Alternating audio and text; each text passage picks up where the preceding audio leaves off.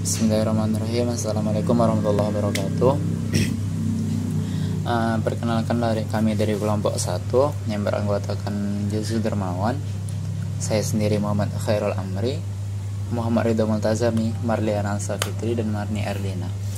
Nah, pada video kali ini kami akan menjelaskan atau mempresentasikan sebuah project integration management, yaitu adalah materi project management,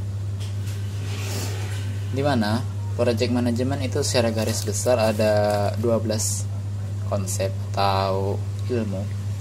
Yang pertama itu adalah penjelasan manajemen project, kedua itu konteks manajemen project dan teknologi informasi, ketiga itu grup proses manajemen project dengan sebuah studi kasus.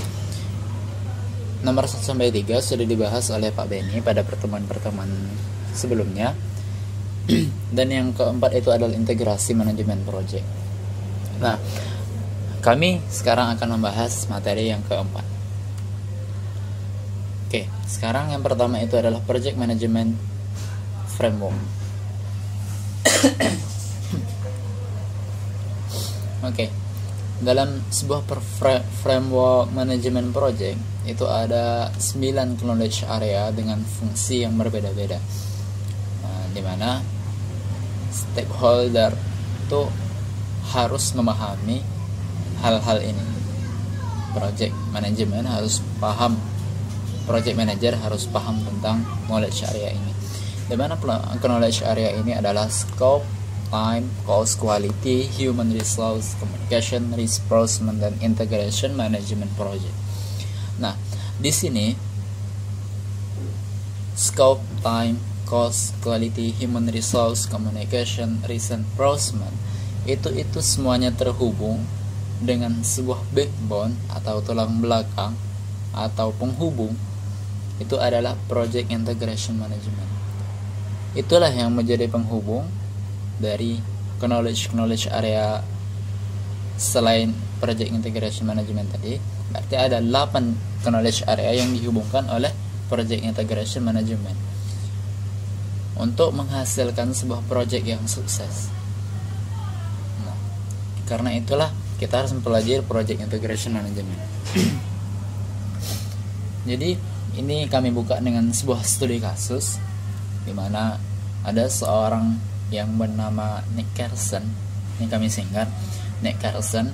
Dia adalah awalnya dia memimpin sebuah software developer dalam sebuah project, dan pada satu waktu ia menjadi seorang project manager dalam satu project critical biotech enterprise di sebuah perusahaan.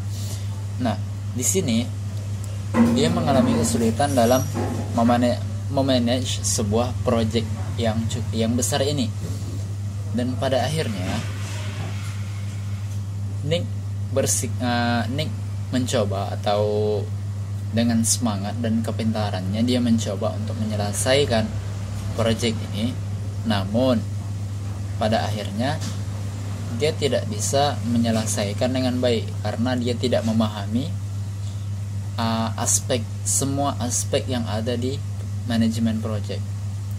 Karena itu top management itu menganggapnya project ini sedikit bermasalah.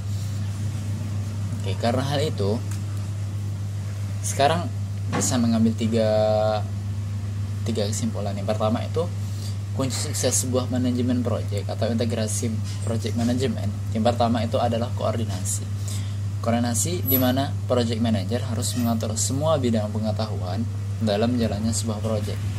Nah, di sini gunanya integrasi manajemen project. Dia harus mengatur bidang pengetahuan yang ada dalam sebuah project seluruhnya. Makanya dia harus paham gimana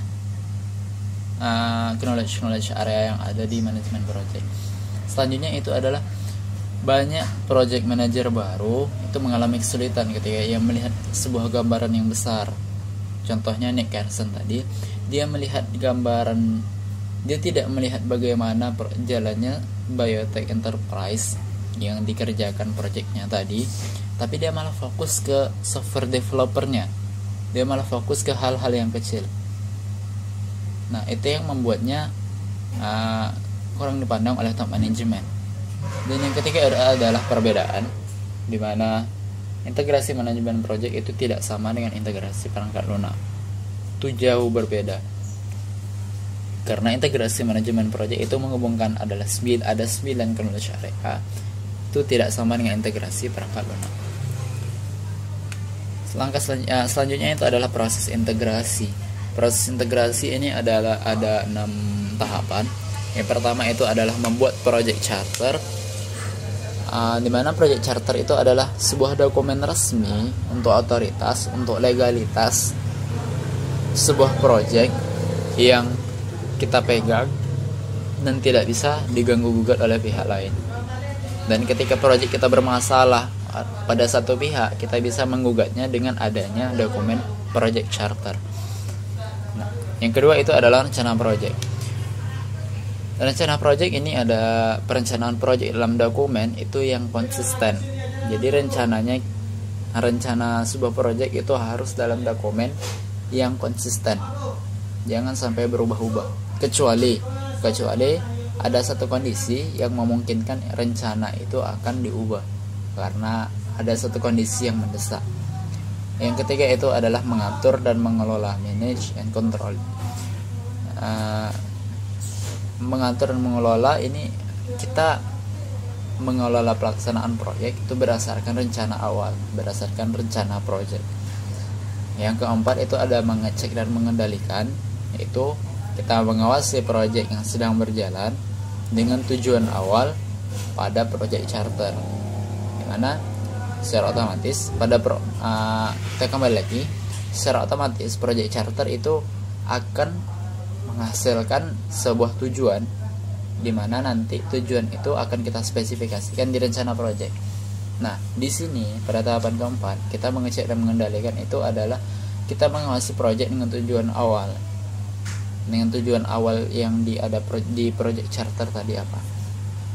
Langkah kelima itu adalah pengawasan perubahan, di mana ketika ada sebuah planning yang gagal kita lakukan, secara otomatis kita akan mengubah planning tersebut.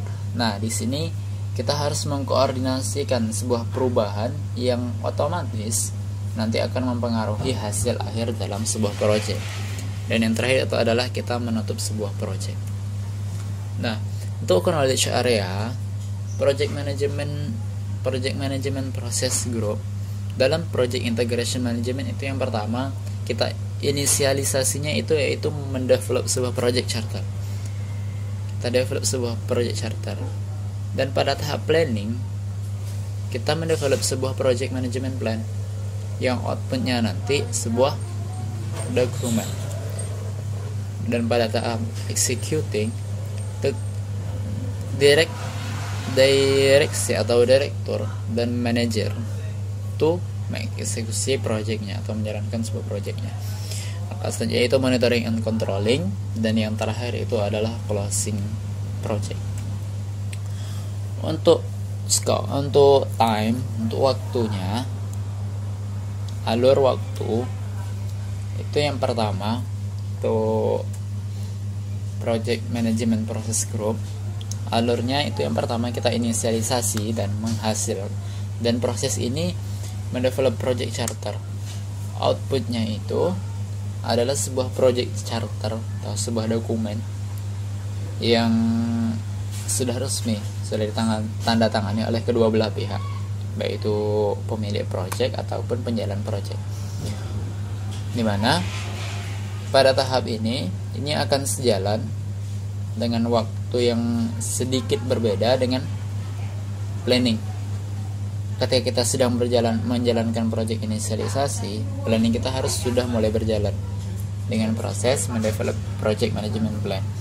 Outputnya nanti adalah project management plan dan planning. Setelah planning, waktu yang kita butuhkan tidak lama, kita harus masuk ke tahap executing.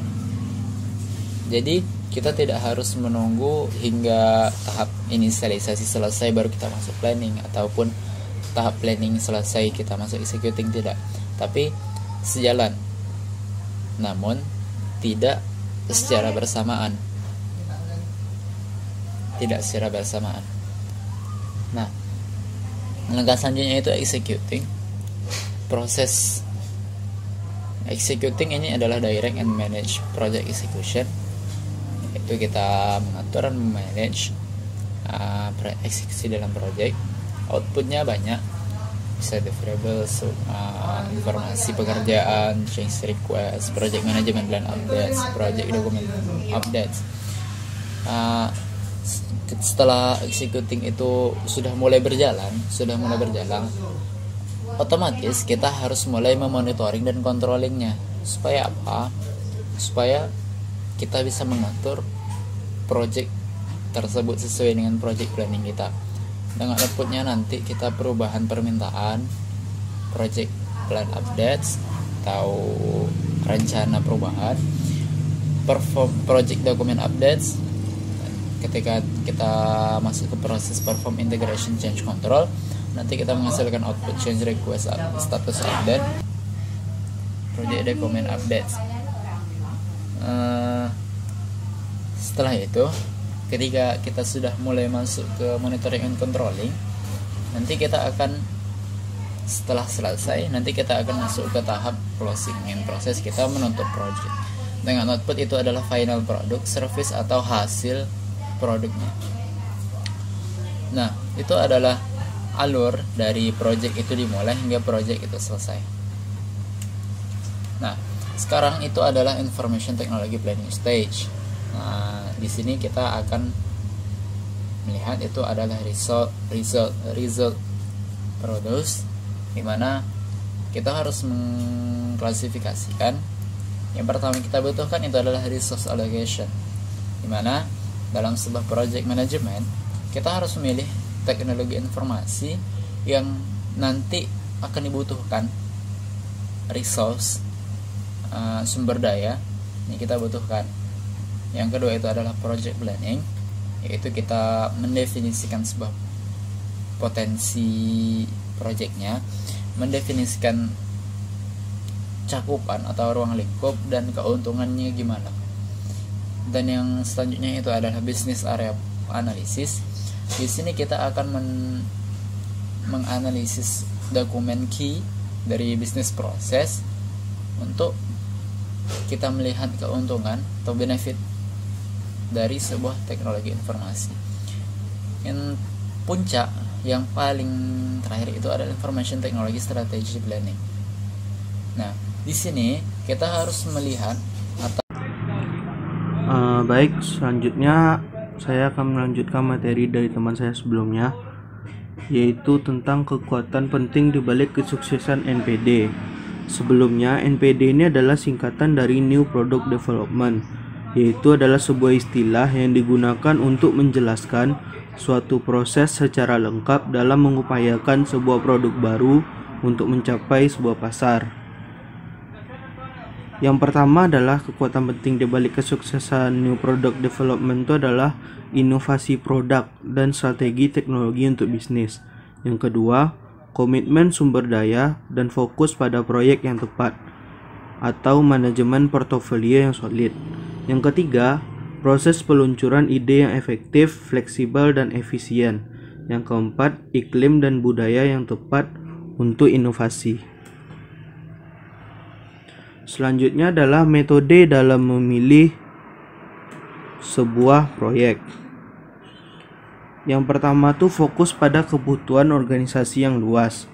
Jadi dalam memilih sebuah proyek itu kita harus mementingkan kebutuhan dari sebuah organisasi, bukan individu gitu. Yang kedua, mengkategorikan proyek teknologi informasi. Yang ketiga, melakukan analisis keuangan atau analisis finansial. Yang keempat, menggunakan model penilaian tertimbang. Yang kelima, implementasi balance scorecard. Selanjutnya adalah kategori proyek TI. Yang pertama, cara mengkategorikan itu apakah proyek merupakan sebuah peluang agar organisasi itu berkembang atau tidak. Itu yang pertama. Yang kedua, lamanya proyek dan kapan akan dibutuhkan proyek tersebut. Yang ketiga itu adalah prioritas proyek. Ini adalah 3 kategori proyek TI yang akan bisa diambil gitu. Selanjutnya adalah analisis keuangan proyek atau analisis finansial. Pertimbangan finansial atau keuangan seringkali menjadi pertimbangan penting dalam memilih sebuah proyek. Yang pertama itu adalah analisis net present value atau NPV. Yang kedua adalah pengembalian investasi atau ROI. Yang ketiga adalah analisis pengembalian. Kita bahas yang pertama dulu adalah analisis net present value atau NPV analysis. NPV itu adalah sebuah metode dalam melakukan sebuah perhitungan untung atau rugi moneter bersih yang diharapkan dari suatu proyek dengan mendiskontokan semua arus kas masuk dan arus kas keluar yang diharapkan ke titik saat ini. Proyek dengan NPV positif harus dipertimbangkan jika nilai finansial adalah kriteria utama. Semakin tinggi NPV semakin baik. Layak atau tidaknya sebuah investasi dijalankan dapat dilihat dari perhitungan NPV-nya. Misalnya jika NPV-nya itu besar dari 0, maka investasi yang akan dijalankan atau proyek yang dijalankan itu mendatangkan keuntungan bagi perusahaan tersebut. Jika NPV itu sama dengan 0, maka investasi yang akan dijalankan atau diproyeksikan tidak mendatangkan keuntungan maupun kerugian bagi perusahaan tersebut. Jika NPV yang dihasilkan kecil dari 0 atau bernilai negatif, maka investasi yang akan dijalankan akan mendatangkan kerugian bagi perusahaan. Ini adalah contoh dari sebuah NPV. Kita lihat di sini pada tahun pertama benefitnya tuh 0. Tahun kedua tuh $2.000, yang ketiga $3.000, yang keempat $4.000, yang kelima $5.000. Benefit itu berarti keuntungannya tuh didapat dari tahun ke tahun tuh meningkat. Kita lihat pada baris kelima tuh ada cost atau biaya yang diperlukan tuh tahun pertama tuh ada 5.000, tahun kedua tuh ada 1.000, tahun ketiga 1.000 juga, $1.000, yang tahun keempat $1.000, tahun kelima $1.000, jadi totalnya itu ada $9.000. Cash flow ini semacam kayak hasil perhitungannya. Misalnya tahun pertama itu kan benefitnya 0, costnya juga 0, jadi cash flow-nya 5.000. Tahun kedua tuh 2.000 dikurang 1.000, jadinya $1.000. Yang ketiga gitu juga dikurangin. Tahun keempat tuh dikurang kayak laba, cash flow ini kayak laba. Tahun kelima 5.000 kurang $1.000, $4.000, jadi dapatkan cash flow-nya tuh totalnya $5.000. Jadi di sini dapatlah hasil NPV-nya. NPV ini ada rumus tersendiri. Jadi tahapan pertama itu harus dihitung total pengeluaran per tahun dari present value atau total keuntungan per tahunnya. Ya, selanjutnya perhitungan NPV. Yang pertama itu adalah tentukan perkiraan biaya dan manfaat untuk umur proyek dan produk yang dihasilkannya. Yang kedua, tentukan tingkat diskonto. Yang ketiga, hitung NPV. Catatannya, ada beberapa organisasi menganggap tahun investasi itu sebagai 0. Maksudnya tuh di sini kan year 1, year 2, year 3, year 4, year 5. Jadi kayak mulai, misal dia tahun investasi itu dimulainya tuh perumpamanya angka 0, sementara yang dimulai pada tahun 1. Selanjutnya ada pengembalian investasi. Pengembalian investasi atau ROI ini dihitung dengan mengurangi biaya proyek dari manfaat dan kemudian membaginya dengan biaya. Rumus ROI itu total diskon itu dikurang total biaya diskon dibagi biaya diskon. Semakin tinggi ROI semakin baik. Yang ketiga, banyak organisasi memilih tingkat pengembalian atau tingkat pengembalian investasi minimum yang dapat diterima untuk sebuah proyek. Yang keempat, tingkat pengembalian internal atau IRR dapat dengan menghitung dengan menemukan tingkat diskonto yang membuat NPV sama dengan 0. Baiklah, saya akan melanjutkan penjelasan sebelumnya, yaitu model penilaian tertimbang. Pada model penilaian tertimbang ini adalah alat yang menyediakan proses sistematis untuk memilih proyek berdasarkan banyak kriteria. Yang pertama, ada identifikasi kriteria penting untuk proses pemilihan proyek. Ada tetapkan bobot persentasenya untuk setiap kriteria sehingga menambah hingga 100%. Ketiga, tetapkan skor untuk setiap kriteria untuk setiap proyeknya. Lalu ada melipat gandakan skor dengan bobot dan dapatkan skor tertimbang totalnya. Semakin tinggi skor tertimbang, maka akan semakin baik model penilaian tertimbangnya. Di sini ada contoh model penilaian tertimbang untuk pemilihan proyek. Terdapat kriteria proyek 1, proyek 2, proyek 3, dan proyek 4, dan ada bagan mengenai skor per proyeknya. Lalu ada menerapkan balance scorecard. Di sini Dr. Andes Robert Kaplan dan David Norton mengembangkan pendekatan ini untuk membantu memilih dan mengelola proyek yang sejalan dengan strategis bisnisnya. Ada kartu skor seimbang. Kartu skor seimbang ini adalah metodologi yang mengubah pendorong nilai organisasi seperti layanan pelanggan, inovasi, efisiensi operasional, dan kinerja keuangan ke serangkaian metrik yang ditentukan. Lihat pada di sini ada www.balancescore.org untuk informasi yang lebih lanjut mengenai kartu skor seimbang. Di sini ada contoh tentang balance scorecard. Di sini terdapat misi, visi, tujuan.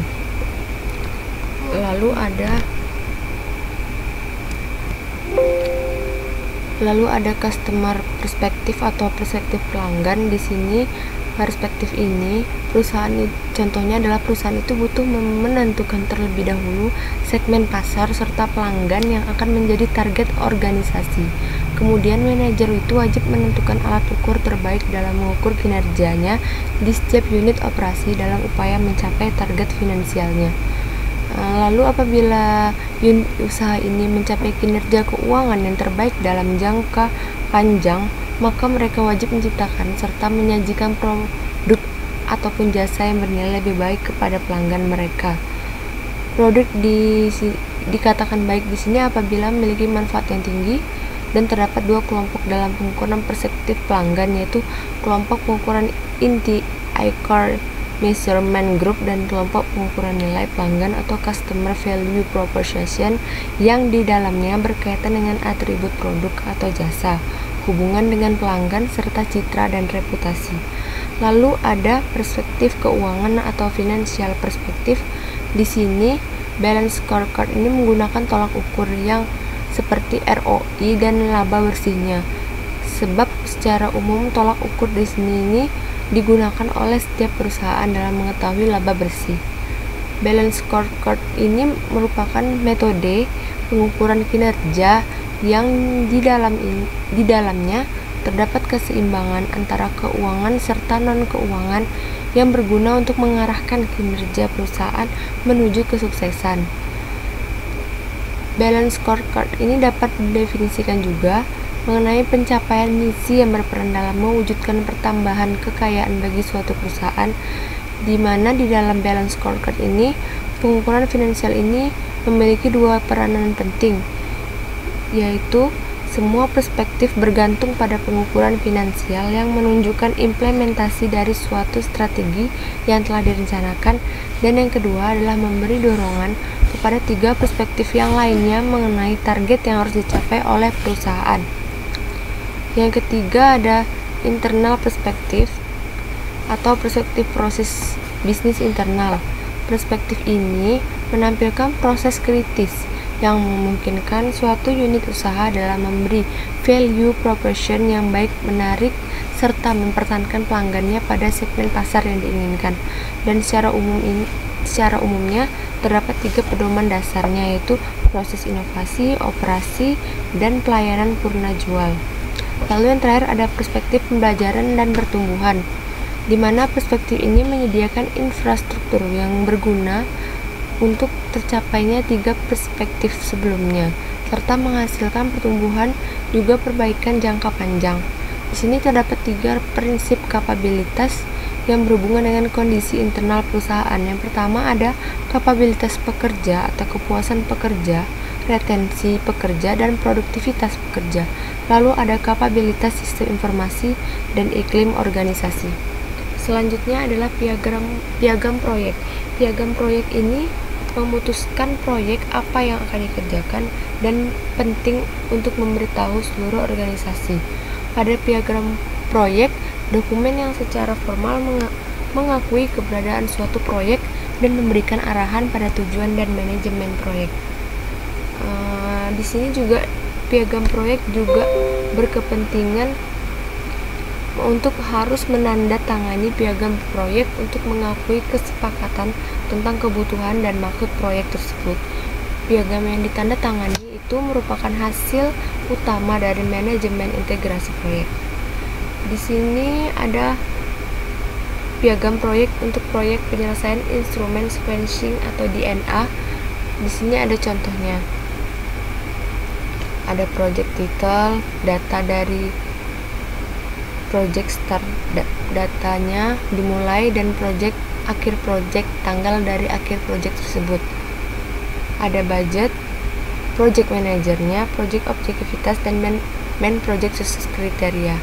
Selanjutnya, ini adalah lanjutan dari yang sebelumnya. Ini contohnya: nama, role-nya, posisi, dan kontak informasinya. Lalu ada rencana manajemen proyek. Rencana manajemen proyek ini adalah dokumen yang digunakan untuk mengkoordinasikan semua dokumen perencanaan proyek dan membantu memandu pelaksanaan dan kontrol proyek. Rencana yang dibuat di bidang pengetahuan lainnya ini adalah bagian tambahan dari rencana manajemen proyek secara keseluruhan. Di sini ada elemen umum dari rencana manajemen proyek. Yang pertama ada pengantar atau ikhtisar proyek. Yang kedua ada deskripsi tentang bagaimana proyek diatur. Yang ketiga ada proses manajemen dan teknis yang digunakan pada proyek. Dan yang keempat ada pekerjaan yang harus dilakukan, jadwal dan informasi. Mengenai elemen umum dari rencana manajemen proyek. Dalam hal ini terdapat 4 tahapan penting yang harus kita siapkan sebelum menjalankan sebuah proyek, yaitu yang pertama pengantar atau ikhtiar proyek. Yang kedua yaitu deskripsi tentang bagaimana proyek tersebut diatur. Yang ketiga, proses manajemen dan teknis yang digunakan pada proyek. Dan yang keempat, pekerjaan yang harus dilakukan, jadwal, dan informasi anggaran mengenai proyek tersebut. Untuk lebih lengkapnya dapat kita lihat pada tabel berikut ini. Tabel ini adalah tabel konten rencana manajemen perangkat lunak atau tabel SPMP. Dalam tabel ini juga terdapat 4 tahapan penting, dan tiap bagian tersebut terdapat bagian-bagiannya lagi. Tahapan yang pertama adalah tahapan overview. Tahapan ini adalah tahapan di mana kita sebagai project manager menggambarkan proyek apa yang kita buat, kita kerjakan,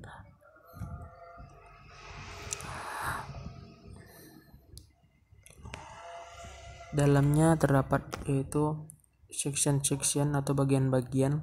Yang pertama itu purpose, scope, and objective. Lalu yang kedua adalah assumption and constraint. Lalu yang ketiga adalah project deliverable, schedule, dan yang keempat adalah schedule and budget summary, evaluation of the plan. Di mana proses, scope, an objective, assumption, constraint, project deliverable, schedule, and budget summary, evaluation of the plan itu dibutuhkan untuk permulaian dalam sebuah project. Seperti contohnya project deliverable atau hasil dari sebuah project, di mana kita harus menggambarkan project apa yang kita buat tadi, apa yang kita kerjakan. Lalu ada schedule dan budget, itu jadwal dan ringkasan anggaran yang kita keluarkan selama project ini dijalankan. Lalu tahapan yang kedua yaitu project organization atau penyusunan project, yakni struktur organisasi di mana pembagian divisinya berdasarkan project atau kegiatan yang sedang dijalankan. Di dalamnya terdapat 3 bagian, yaitu external interface, internal struktur, roles and responsibility. Project organization sendiri terdapat divisi tadi sebelumnya saya jelaskan, yaitu divisi ini terletak dalam internal struktur, di mana peran dan tanggung jawab dari divisi tersebut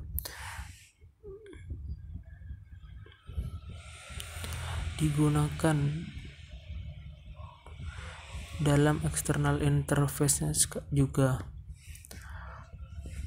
Divisi tersebut seperti divisi keuangan, divisi perencanaan dan sebagainya.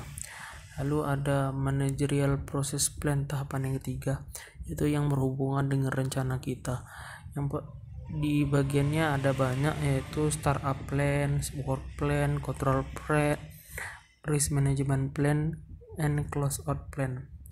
Dalam startup plan atau permulaan rencana terdapat estimation, staffing, resource allocation, and project staff training plan atau estimasi atau perkiraan anggaran, penempatan staf, kepegawaian, akuisisi sumber daya atau pengambil alihan sumber daya, dan rencana pelatihan staf project.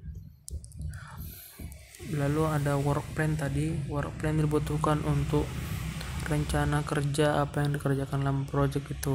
Dalam work plan juga terdapat banyak bagian, yaitu work activity, schedule, resource, and budget allocation, yaitu aktivitas kerja, jadwal, alokasi sumber daya, dan anggaran yang dibutuhkan. Lalu ada control plan, di mana untuk agar project itu berjalan dengan lebih baik, kita butuh pengendalian rencana. Lalu ada risk management plan dan close out plan, di mana adanya rencana manajemen risiko dan penutupan rencana. Lalu tahapan yang keempat itu support process plan, adalah dukungan rencana proses, yaitu dukungan yang dapat membantu proses seperti yang telah direncanakan, seperti human resource management, risk management process, dan lain-lain. Di dalam terdapat configuration management plan, verification and validation plan, atau rencana manajemen konfigurasi, rencana verifikasi dan validasi. Lalu juga ada documentation plan, quality assurance plan, rencana dokumentasi, rencana jaminan kualitas. Lalu juga ada review and audit, problem resolution plan, rencana manajemen subkontraktor, proses rencana. Lalu ada proses rencana perbaikan.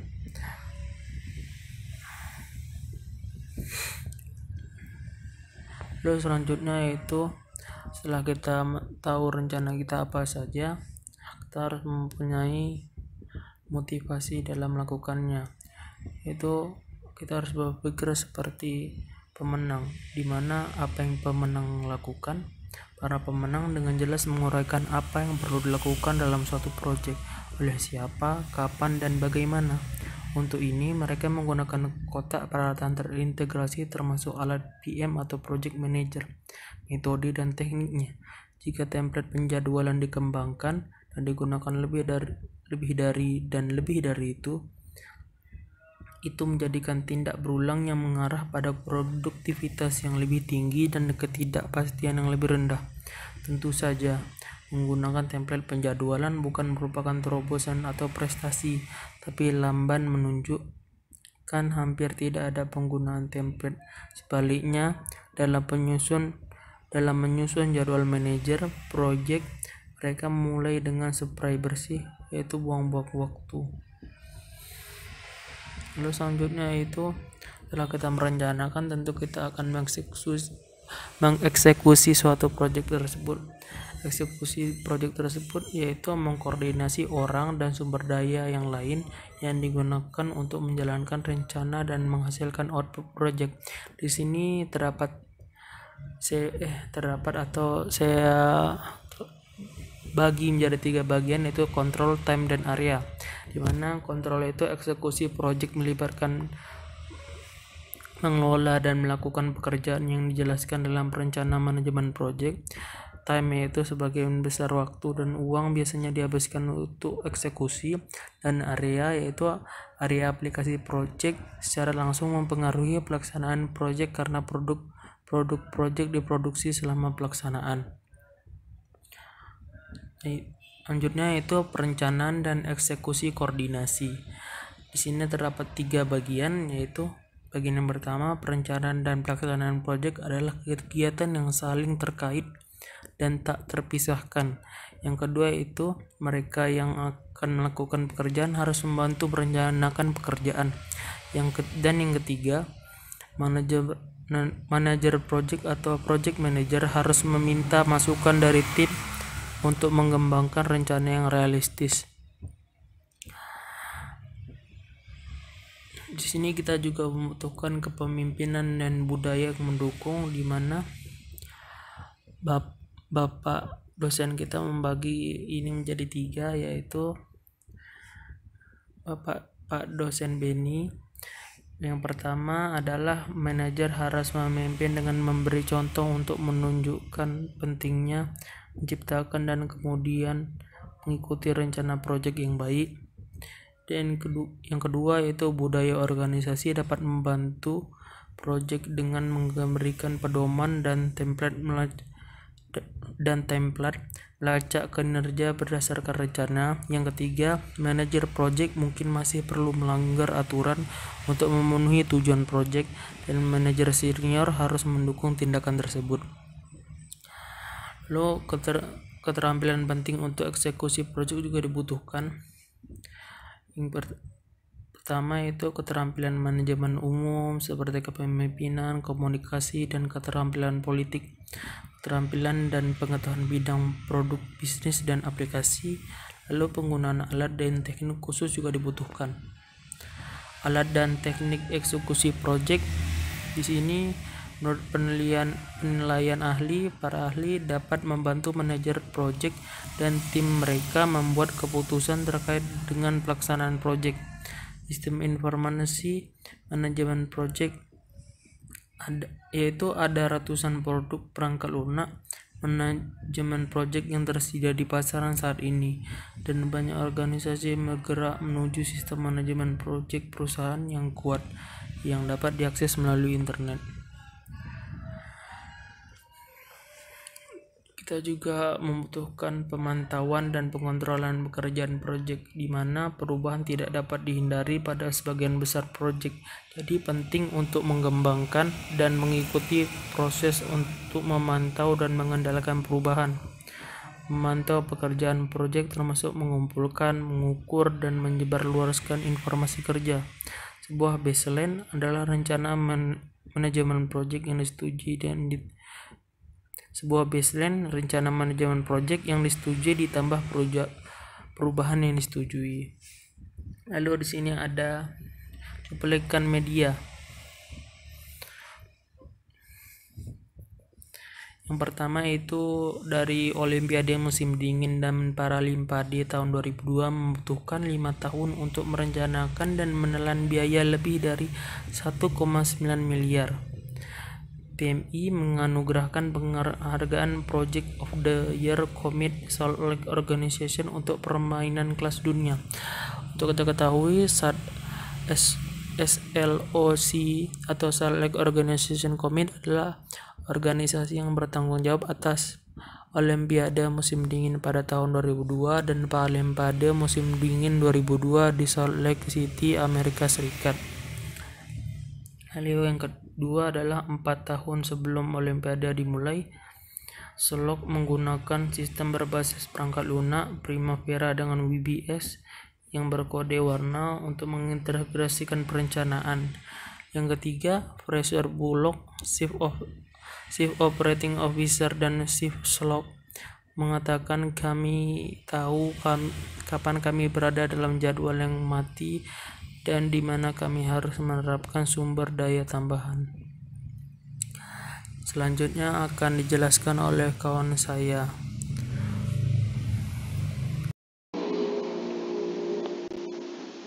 Materi selanjutnya yaitu kontrol perubahan terpadu. Tujuan utama dari kontrol perubahan terpadu ini ada 3, yaitu mempengaruhi faktor-faktor yang membuat perubahan untuk memastikan bahwa perubahan itu bermanfaat. Kemudian menentukan bahwa suatu perubahan pada proyek telah terjadi. Dan terakhir yaitu mengelola perubahan aktual saat terjadinya proyek. Selanjutnya yaitu perubahan kontrol pada proyek teknologi informasi. Pada perubahan kontrol ini terdapat beberapa pandangan, yaitu pandangan sebelumnya dan pandangan modern. Pandangan sebelumnya yaitu tim proyek harus berusaha untuk melakukan apa yang direncanakan tepat waktu dan sesuai dengan anggaran. Jadi proyek yang diselesaikan ini atau yang dibuat ini harus direncanakan dengan selesai tepat waktu dan sesuai dengan anggaran yang telah ditentukan. Kemudian masalahnya yaitu pemangku kepentingan jarang sepakat di muka tentang ruang lingkup proyek dan perkiraan waktu dan biaya yang tidak akurat. Sedangkan pandangan modernnya yaitu manajemen proyek adalah proses komunikasi dan negosiasi yang konstan. Dan solusinya yaitu perubahan ini sering kali bermanfaat atau perubahan ini sangat bermanfaat dalam proyek, sehingga tim proyek ini harus merencanakannya dengan cepat. Selanjutnya yaitu pada perubahan kontrol ini terdapat dua yaitu perubahan sistem kontrolnya dan perubahan papan kontrolnya. Perubahan sistem kontrol ini memiliki proses yang formal dan terdokumentasi yang menjelaskan kapan dan bagaimana dokumen dan pekerjaan proyek yang resmi dapat diubah. Pada sistem kontrol ini juga menjelaskan siapa yang berwenang untuk membuat perubahan dan cara membuatnya. Selanjutnya yaitu perubahan pada kontrol atau CCB. Pada CCB ini terdapat sekelompok formal orang yang bertanggung jawab untuk menyetujui dan menolak perubahan pada suatu proyek. Yang mana CCB ini menyediakan pedoman untuk menyiapkan permintaan perubahan, mengevaluasi permintaan perubahan dan mengelola implementasi perubahan yang disetujui. Yang mana termasuk pemangku kepentingan dari sebuah organisasi. Selanjutnya yaitu membuat perubahan tepat waktu. Beberapa CCB hanya bertemu beberapa kali, sehingga untuk terjadinya sebuah perubahan itu memiliki atau membutuhkan waktu yang lama. Kemudian yaitu manajemen konfigurasi. Pada manajemen konfigurasi ini yaitu pastikan bahwa deskripsi produk proyek sudah benar dan lengkap.